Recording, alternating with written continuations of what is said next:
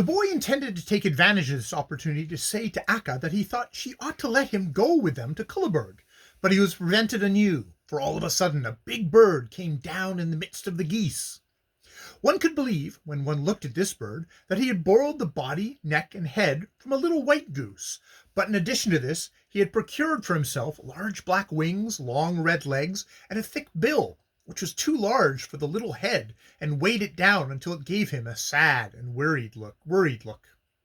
Akka at once straightened out the folds of her wings and curtsied many times as she approached the stork. She wasn't especially surprised to see him in Skane so early in the spring, because she knew that the male storks are in the habit of coming in good season to take a look at the nest and see that it hasn't been damaged during the winter, before the female storks go to the trouble of flying over the East Sea. But she wondered very much what it might signify that he had sought her out, since storks prefer to associate with members of their own family. "I can hardly believe that there is anything wrong with your house, Herr Emmerich, said Akka. It was apparent now that it was true that what they say, a stork can seldom open his bill without complaining. But what made the thing he said sound even more doleful was that it was difficult for him to speak out. He stood for a long time and only clattered his bill. Afterwards he spoke in a hoarse and feeble voice. He complained about everything. The nest, which was situated at the very top of the roof tree at Glmmng Castle, had been totally destroyed by winter storms, and no food could he get any more in Skane. The people of Skane were appropriating all his possessions. They dug out his marshes and laid waste to his swamps. He intended to move away from this country and never return to it again. While the stork grumbled, Akka, the wild goose, who had neither home nor protection, could not help thinking to herself, "If I had things as comfortable as you have, Herr Emmerich, I should be above complaining. You have remained a free and wild bird, and still you stand so well with human beings that no one will fire a shot at you or steal an egg from your nest." But all this she kept to herself. To the stork she only remarked that she couldn't believe that he'd be willing to move from the house where storks had resided ever since it was built. Then the stork suddenly asked the geese if they had seen the grey rats who were marching towards Glmmng Castle. When Akka replied that she had seen the horrid creatures, he began to tell her about the brave black rats, who, for years, had defended the castle. "But this night Glmmng Castle will fall into the grey rats' power," sighed the stork. "And why this night, Herr Emmerich?" asked Akka. "Well, because nearly all the black rats went over to Culleberg last night," said the stork, "since they had counted on all the rest of the animals also hurrying there. But you see that the grey rats have stayed at home, and now they are mustering to storm the castle tonight, when it will be defended only by a few old creatures who are too feeble to go over to Culleberg. They'll probably accomplish their purpose, but I have lived here in harmony with the black rats for so many years that it does not please me to live in a place inhabited by their enemies." Akka understood now that the stork had become so enraged over the grey rat's mode of action that he had sought her out as an excuse to complain about them. But after the manner of storks, he certainly had done nothing to avert the disaster. "Have you sent word to the black rats, Herr Emmerich?"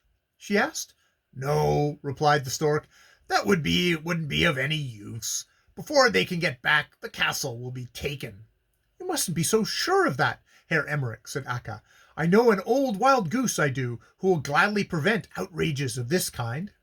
When Akka said this, the stork raised his head and stared at her, and it was not surprising, for Akka had neither claws nor bills that were fit for fighting, and in the bargain she was a day bird, and soon as it grew dark she fell helplessly asleep, while the rats did their fighting at night.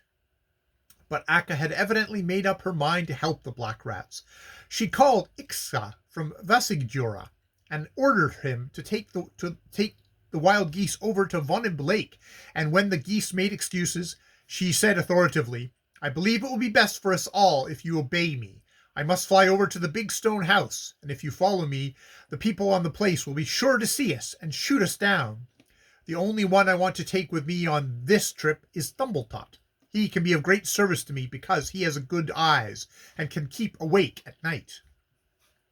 The boy was in his most contrary mood that day, and when he heard what Akka said, he raised himself to his full height and stepped forward, his hands behind him and his nose in the air, and he intended to say that he, most assuredly, did not wish to take hand in the fight with grey rats. She might look around for assistance elsewhere. But the instant the boy was seen, the stork began to move. He had stood before, as storks generally stand, with his head bent downwards and the bill pressed against the neck. But now a gurgle was heard deep down in his windpipe, as though he would have laughed. Quick as a flash, he lowered the bill, grabbed the boy, and tossed him a couple of meters in the air. This feat he performed 7 times, while the boy shrieked and the geese shouted, "What are you trying to do, Herr Emmerich? That's not a frog. That's a human being. Herr Emmerich!" Finally, the stork put the boy down entirely unhurt. Thereupon he said to Akka, "I'll fly back to Glmmng Castle now, Mother Akka. All who live there very much worried when I left. You may be sure that they'll be very glad when I tell them that Akka, the wild goose, and Thumbletot, the human elf, are on their way to rescue them." With that, the stork craned his neck, raised his wings, and darted off like an arrow when it leaves a well-drawn bow. Akka understood that he was making fun of her, but she didn't let it bother her. She waited until the boy had found his wooden shoes, which the stork had shaken off, then put him on her back and followed the stork. On his account, the boy made no objection and said not a word about wanting to go along. He'd become so furious with the stork that he actually sat and puffed. That long, red-net-legged thing believed he was of no account just because he was little, but he would show him what kind of man Nils Hollenstern from West Vermenhog was. A couple of moments later, Akka stood in the stork's nest. It had a wheel for foundation, and over this lay several grass mats and some twigs. The nest was so old that many shrubs and plants had taken root up there, and when the mother stork sat on her eggs in the round hole in the middle of the nest, she not only had the beautiful outlook over a goodly portion of skein to enjoy, but she also had the wire brier blossoms and house leeks to look upon. Both Akka and the boy saw immediately that something was going on here which turned upside down the most regular order. On the edge of the stork nest sat 2 grey owls, an old grey-streaked cat, a dozen old decrepit rats with protruding teeth and watery eyes. They were not exactly the sort of animals one usually finds living peaceably together. Not one of them turned around to look at Akka or to bid her welcome. They thought of nothing except to sit and stare at some long grey lines which came into sight here and there on the winter-naked meadows. All the black rats were silent. One could see that they were in deep despair, and probably knew that they could neither defend their own lives nor the castle.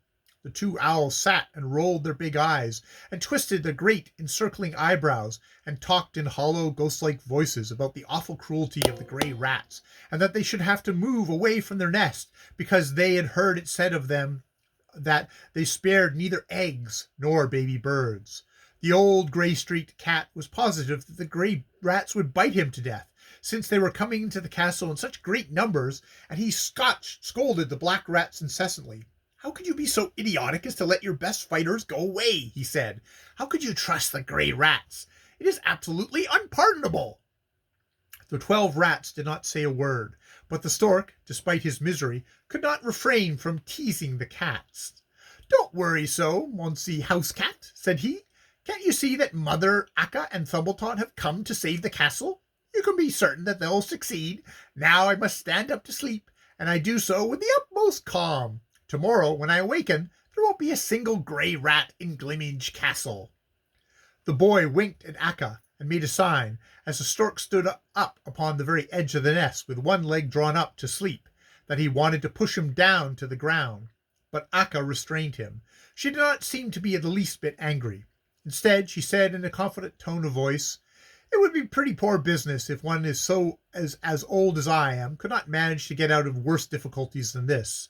If only Mr. and Mrs. Owl, who can stay awake all night, will fly off with a couple of messages for me, I think that all will go well." Both owls were willing. Then Akka bade the gentleman owl that he should go and seek the black rats who had gone off, and counsel them to hurry home immediately. The lady owl she sat to Flamille, the steeple owl, who lived in Lund Cathedral, with a commission which was so secret that Akka only dared to confide it to her in a whisper.